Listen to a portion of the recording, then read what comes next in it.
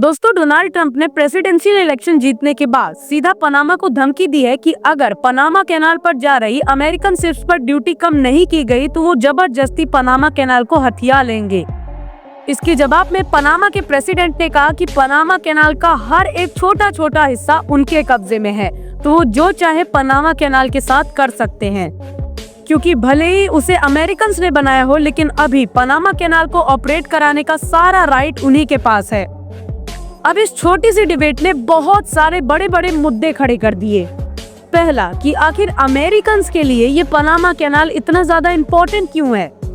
दूसरा, अगर Panama canal को अमेरिकन ने बनाया तो आज की डेट में वो पनामा के पास क्यों है, और ऐसी भी कौन सी मजबूरी थी कि अमेरिका को पनामा कैनाल को सिर्फ $1 में पनामा को बेचना पड़ा था। Panama Canal, it was such an incredible engineering marvel. We sold it under Jimmy Carter. We sold it to Panama for $1. आइए इन सभी सवालों के जवाब जानने की कोशिश करते हैं आज के इस वीडियो में। दोस्तों, 1904 से पहले जब पनामा कैनाल नहीं बना था, तब यूरोप और अमेरिका के वेस्ट कोस्ट तक जाने वाली शिप्स को लगभग 25,000 किलोमीटर का डिस्टेंस तय करना पड़ता था, जिसमें बहुत सारा पैसा और टाइम लगता था। लेकिन after building of Panama canal, इसी डिस्टेंस को पनामा कैनाल ने 25,000 से घटाकर 14,000 किलोमीटर कर दिया, यानी 44% लेस। अब इस वजह से शिपिंग कंपनीज का टाइम भी बचता और पैसा भी बचता, जो वो अननेसेसरी फ्यूल पर खर्चा करते थे। फॉर एग्जाम्पल, अगर 1904 से पहले अगर किसी शिप को यूरोप से अमेरिका के वेस्टर्न साइड तक जाना था, यानी लॉस एंजलिस तक, तब उन्हें पूरा नॉर्थ अटलांटिक क्रॉस कर साउथ अमेरिका के बॉटम से होते हुए अमेरिका तक जाना पड़ता था। लेकिन पनामा कैनाल ने इस चीज को पूरी तरह से सॉल्व कर दिया। इस पनामा कैनाल का रेवोल्यूशनरी आइडिया सबसे पहले यूरोपियंस के दिमाग में आया था। फ्रांस में पनामा कैनाल के नाम से एक कंपनी खोली गई, जिसका हेड बनाया गया फेर्डिनेंड दे लेसेप्स को। लोगों ने इसी इंसान पर भरोसा इसीलिए किया क्योंकि ये पहले ही इजिप्ट में स्विस कैनाल का निर्माण कर चुके थे, जिसकी वजह से यूरोपियंस और एशियन कंट्रीज का 40% ट्रेड इसी स्विस कैनाल की द्वारा ऑपरेट होता था। इसी वजह से जब लेसेप्स पनामा कैनाल के लिए यूएसए और यूरोप में फंड्स मांगने गए तो उन्हें भर भर के पैसे मिले, क्योंकि लोगों को इन पर भरोसा था। लेकिन लेसेप्स नहीं जानते थे कि पनामा की कंडीशन स्विस से बिल्कुल अलग है। दरअसल लेसेप्स ने स्विस कैनाल को बनाने के लिए सबसे पहले स्विस की जमीन को बिल्कुल लेवल में खोद दिया, जिसकी वजह से ओशन का पानी स्विस कैनाल के दोनों तरफ पहुंचने लगा। लेसेप्स ने सोचा कि वो ऐसा ही कुछ पनामा कैनाल को भी बनाने के लिए करेंगे, लेकिन उन्हें नहीं पता था कि पनामा की जमीन सी लेवल से बहुत ऊंची है। इसके अलावा गर्मी में पनामा का टेम्परेचर 40 to 45 डिग्री सेल्सियस पहुंच जाता है।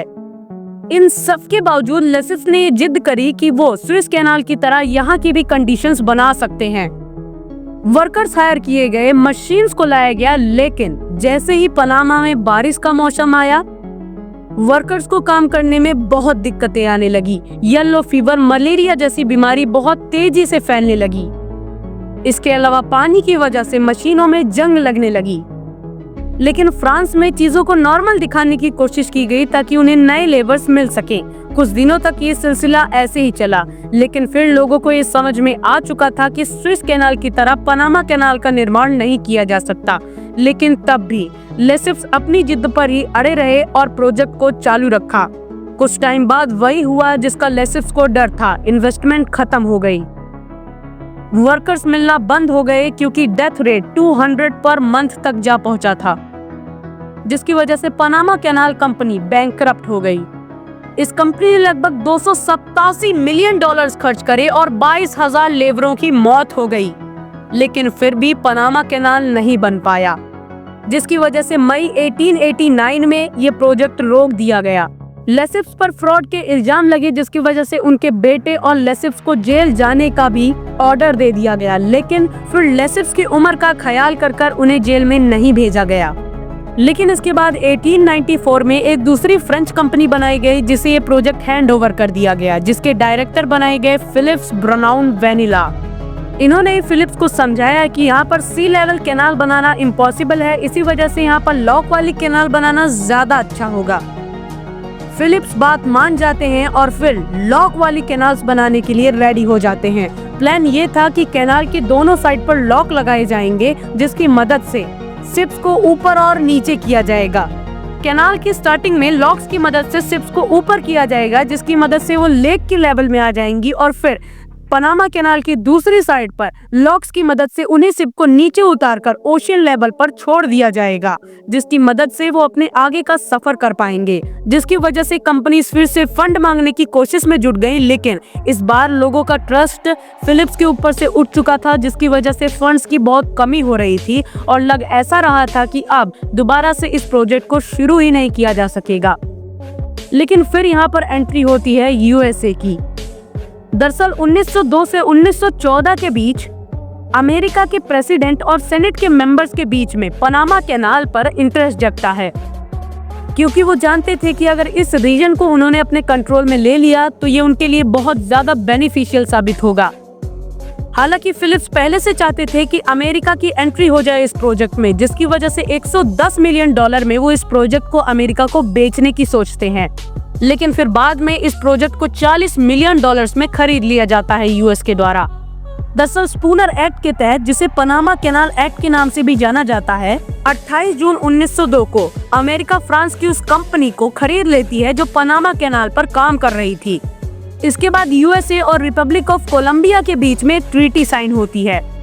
अब इसमें कंफ्यूज होने की कोई जरूरत नहीं है। दरअसल उस टाइम पर कोलंबिया का ही पनामा एक पार्ट हुआ करता था। पनामा तब इंडिपेंडेंट कंट्री नहीं था, जिसकी वजह से 22 जनवरी 1903 को अमेरिका और कोलंबिया के बीच में हाई हेरान ट्रीटी होती है। दरअसल इस ट्रीटी के अकॉर्डिंग पनामा कैनाल का जो पूरा एरिया है उस पर पूरा कंट्रोल अमेरिका का रहेगा, जिसके बदले में अमेरिका कोलंबिया को $10 मिलियन देगा और $250 मिलियन की एनुअल फी भी पे करेगा।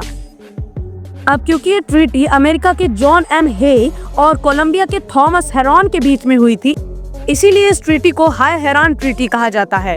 अब 14 मार्च 1903 को इस ट्रीटी को अमेरिका के द्वारा अप्रूव कर दिया जाता है, लेकिन कोलंबिया इस ट्रीटी को अप्रूव नहीं करती, जिस वजह से अमेरिका के प्रेसिडेंट रूजवेल्ट बुरा मान जाते हैं और इस पनामा कैनाल को हथियाने का दूसरा तरीका अपनाते हैं। दरअसल उस समय कोलंबिया में एक सेपरेटिस्ट मूवमेंट चल रहा था, जिसकी वजह से पनामा के लोग कोलंबिया से अलग होना चाहते थे। अब इसी चीज में पनामा का सपोर्ट किया अमेरिका ने मिलिट्री सपोर्ट देकर पनामा को 3 नवंबर 1903 में ही आजाद करा दिया।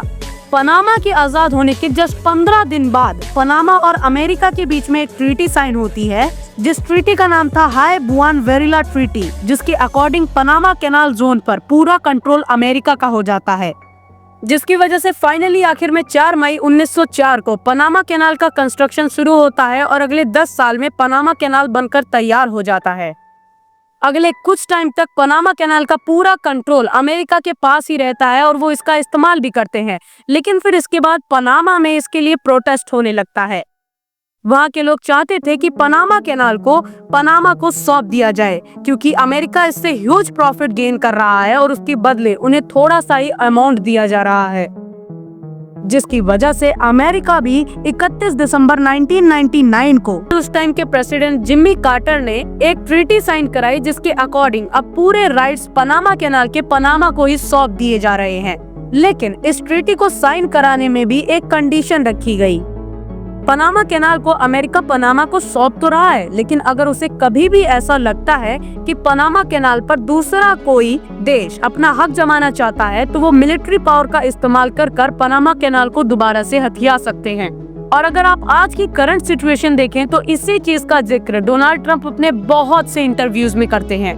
और डोनाल्ड ट्रंप ने भी हाल ही में यही ट्वीट किया कि अगर पनामा देश पनामा कैनाल पर जा रही यूएस शिप्स पर ड्यूटी कम नहीं करती है, तो डोनाल्ड ट्रंप मिलिट्री पावर का इस्तेमाल कर पूरे पनामा कैनाल को हथिया लेंगे। अब पनामा इस हालत में भी इस कैनाल को इसीलिए हथियाना चाहता था क्योंकि वो जानता था कि इस एक कैनाल की मदद से दुनिया भर का 10% ट्रेड होता है, और आज की डेट में यही पनामा कैनाल पनामा की टोटल जीडीपी में 5% कंट्रीब्यूट करता है। और इसी एक सिंगल कैनाल की मदद से अब पनामा $246 बिलियन जनरेट करता है।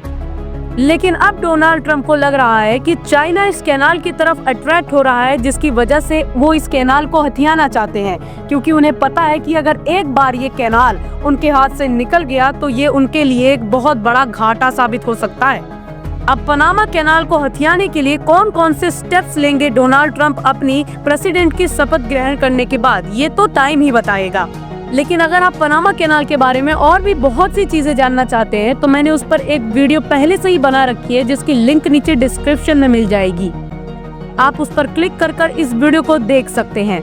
और अगर आप जानना चाहते हैं कि डोनाल्ड ट्रंप प्रेसिडेंट बनने के बाद और भी कौन कौन से स्टेप्स लेंगे तो आप हमें नीचे कमेंट्स में बता सकते हैं। मैं उस पर भी एक स्पेसिफिक वीडियो लाने की पूरी कोशिश करूंगा। तो बस फिर आज की वीडियो में इतना ही। मिलता हूं मैं आपसे किसी और वीडियो में किसी और नए टॉपिक के साथ। तब तक के लिए जय हिंद।